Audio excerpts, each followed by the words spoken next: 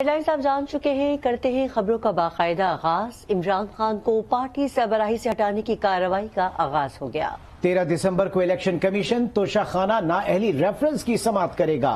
PTI ने notice मौसूल होने की तस्दीक कर दी है।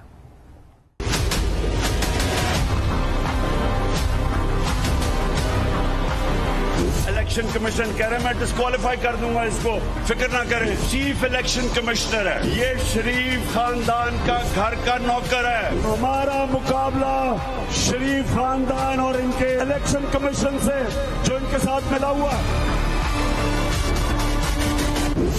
इमरान खान तहरीक इंसाफ के चेयरमैन रहेंगे या नहीं?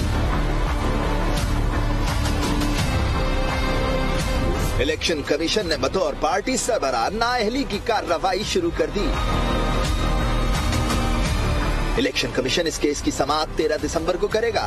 ये कार्रवाई तोशाखाना रेफरेंस की बुनियाद पर की जाएगी, जिसके लिए कप्तान को नोटिस भिजवा दिया गया। पीटीआई ने नोटिस मौसूल होने की तस्दीक कर दी। Secretary general PTI Asad Umar ने इस पर चीफ इलेक्शन कमिश्नर को खत लिखने का फैसला भी कर लिया।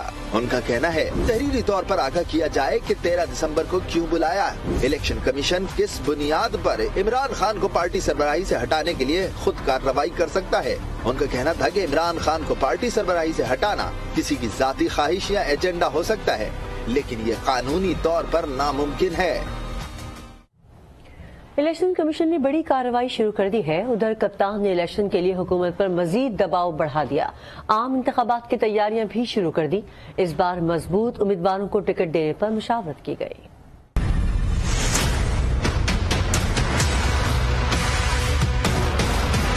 इलेक्शन के अलावा तो कोई रास्ता नहीं है और इनको भी पता है। अगर तो मार्च के एंड तक अब तैयार हैं इलेक्शन के लिए, अगर इन्होंने इस पे ना माने तो हमने इस महीने इलेक्शन करवा देने अपने। मुल्क में आम इंतखाबात कराओ, तहरीक इंसाफ का हुकूमत पर दबाव। पीटीआई ने इंतखाबात की तैयारियां शुरू कर दी।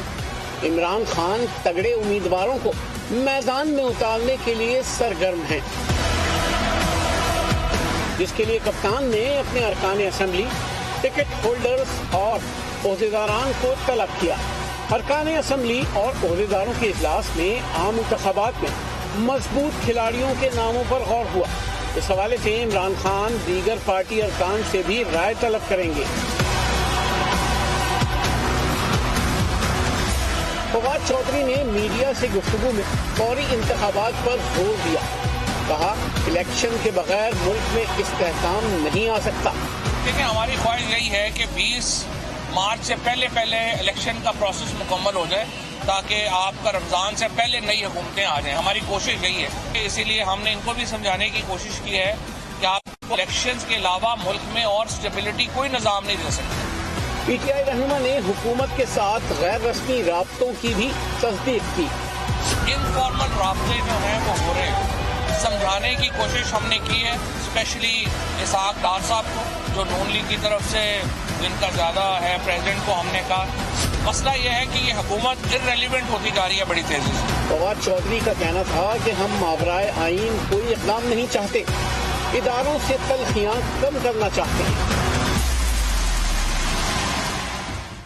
इमरान खान ने जितने भी फैसले किए, बाद में हर फैसले को अपनी गलती कहा। इमरान खान अपनी गलतियों का मलबा दूसरों पर डाल रहे हैं। मौलाना फजलुर रहमान की घनघरज। पेशावर में न्यूज कॉन्फ्रेंस के दौरान कहा कि इमरान खान सियासतदानों को गालियां ना दें, ड्रामेबाजी बंद करें, अपनी हुकूमत की कारकर्दगी अवाम के सामने रखें। उन्होंने कहा कि इमरान खान मुल्क की सियासत का गैर जरूरी अंसर थे और रहेंगे।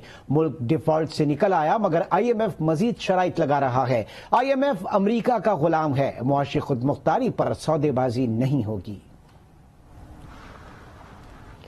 मुस्लिम लीग काफ के सदर चौधरी शुजात हुसैन से पीपल्स पार्टी के शरीक चेयरमैन आसिफ अली जरदारी ने इस्लामाबाद में मुलाकात की। मुलाकात में मुल्क के मौजूदा सियासी सूरत हाल पर तबादला ख्याल किया गया। मुलाकात में वफाकी वजीर चौधरी तारिक बशीर चीमा भी मौजूद थे।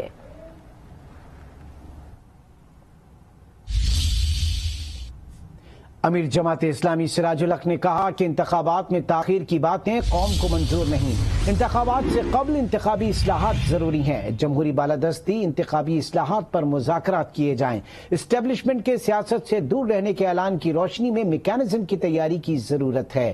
انہوں نے کہا کہ 3 نکاتی ایجنڈے پر نئے سماجی معاہدے سے سیاسی استحکام آئے گا، بغیر اصلاحات الیکشن کے نتائج کوئی تسلیم نہیں کرے گا۔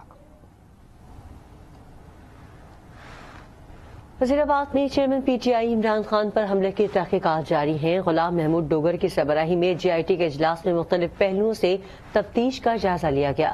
عمران خان کے کپڑے فورینسک کے لیے بھجوا دیے گئے ہیں، جبکہ ملزمان کے پولیگرافک ٹیسٹ کرانے کا بھی جائزہ لیا گیا۔ مزید بتائیں گے لاہور سے نمائندہ آج نیوز عتیق ملک، کون سے افسران اس اجلاس میں شریک ہوئے اور تفتیش کہاں تک پہنچی ہے؟ جی بالکل، چیئرمین تحریک انصاف عمران خان پر وزیر آباد حملے کے حوالے سے تحقیقات کرنے والی جے آئی ٹی ٹیم کا آج اجلاس ہوا۔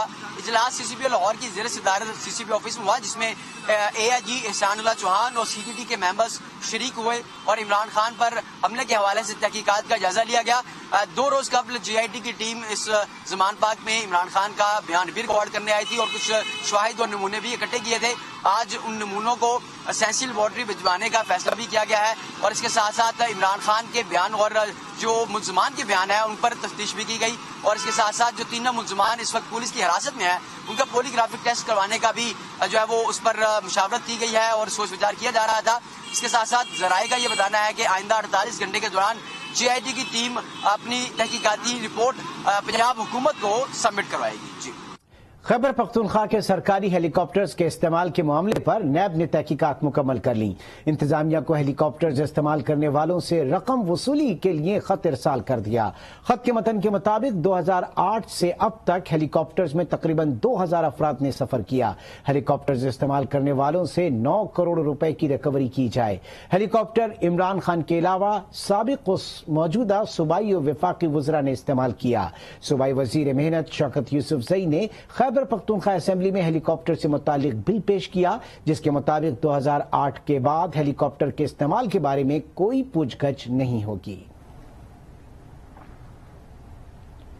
چیئرمین تحریک انصاف عمران خان نے سائفر آڈیو لیک اسکینڈل میں ایف آئی اے کی طلبی کے خلاف لاہور ہائی کورٹ سے رجوع کر لیا۔ درخواست میں وفاقی حکومت، ایف آئی اے اور تفتیشی افسر کو فریق بنایا گیا۔ درخواست میں موقف اپنایا کہ عمران خان کو سیاسی انتقام کا نشانہ بنانے کے لیے بے بنیاد انکوائری میں طلب کیا گیا ہے۔ عدالت سے استدعا کی گئی ہے کہ سائفر آڈیو لیک اسکینڈل کی انکوائری کو غیر قانونی قرار دے کر کالعدم قرار دے۔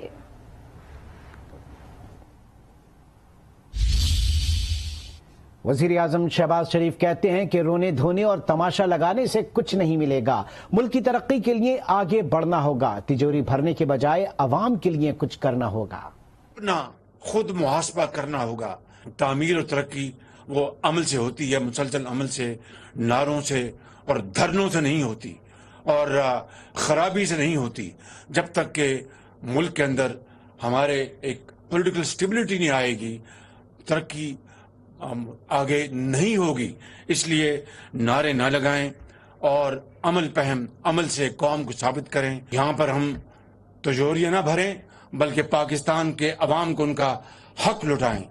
وہ کون سی وہ پاورفل لابیز تھی جنہوں نے یہ ڈیمز نہیں بننے دیے، جنہوں نے شمسی توانائی کی طرف ہم آگے نہیں بڑھ سکے، جو ہوا سے بجلی بنتی ہے اس طرف ہم آگے نہیں بڑھ سکے۔ یہ وہ کارٹلز جنہوں نے تباہی مچائی اور اپنی مٹھی میں پاکستان کی معیشت کو بند کر کے رکھا۔ وزیر اعظم شہباز شریف سے وزیر اعظم آزاد کشمیر سردار تنویر الیاس تنویر نے بھری محفل میں کشمیر کے لیے توانائی کے منصوبے کا اعلان نہ کرنے پر سوال کیا تو وزیر اعظم نے جواب دینے کے بجائے انہیں چپ کرا دیا۔ آزاد کشمیر کے لیے آپ سے بات کریں گے، پرائم صاحب بیٹھے ہیں، آپ بات کریں گے۔ منگلا میں تقریب سے خطاب میں وزیر اعظم شہباز شریف نے داسو اور کوہستان میں بجلی کے منصوبوں کا اعلان کیا تو وزیر اعظم آزاد کشمیر سے رہا نہ گیا، بھری محفل میں ٹوکا کہ کشمیر کے لیے کیا منصوبہ دیا۔ I'm very grateful to all of you. بیٹھ جائیں ذرا، نہیں بات میں بیٹھیں گے پلیز۔ जिस पर वजीर आजम ने इन्हें चुप रहने का कहा। अब प्लीज मेरी बात सुनिए जरा। लेकिन सरदार तनवीर सवाल करते रहे, जिस पर शहबाज शरीफ ने कदरे तलखी से कहा कि आपसे बाद में बात करेंगे। मैं आपसे बात करेंगे नहीं, मैं बात करेंगे आपसे। दोनों वज़राए आज़म के दरमियान इस तलखी को तमाम हाज़रीन महफिल ने नोट किया। इस्लामाबाद लिए चलते हैं, जहां वज़ीर आज़म शहबाज शरीफ इंग्लैंड और पाकिस्तान की क्रिकेट टीमों के एजाज में दिए गए इस्तकबालियत से खिताब कर रहे हैं। I watched this match in Lords back in '68, and he played a wonderful innings. He scored 187 runs, and he was not out.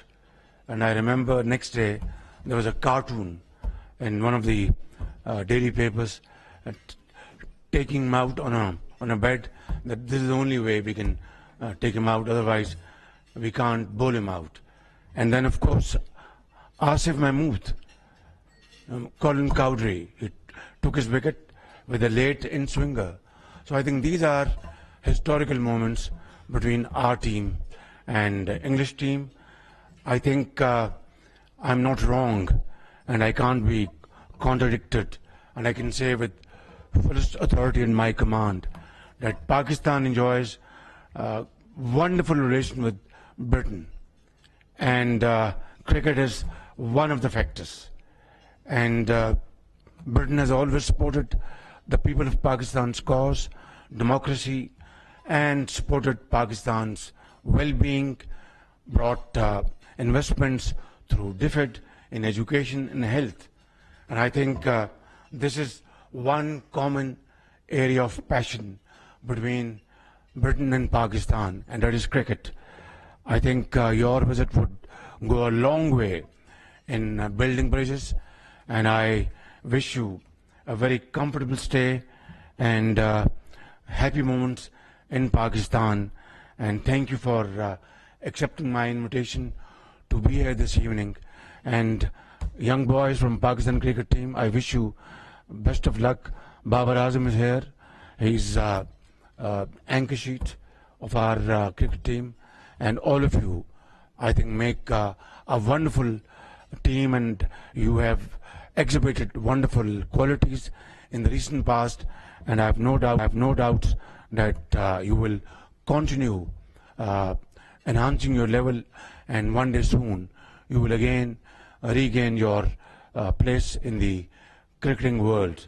Finally, I would say that I remember a day of cricket match between Pakistan and New Zealand. Shafqat Rana, is he here? I don't think he's here.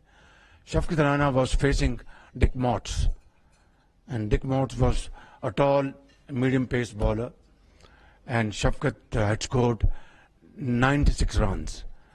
And thumbs were drawing. I think it was very close to, last over, and Shafqat was double-minded. Pakistan दूसरे test में जरूर come back करेगा, कह रहे थे वज़ीर आज़म शहबाज शरीफ, जो cricket टीमों के एजाज में दिए गए इस्तकबालियत से खिताब कर रहे थे।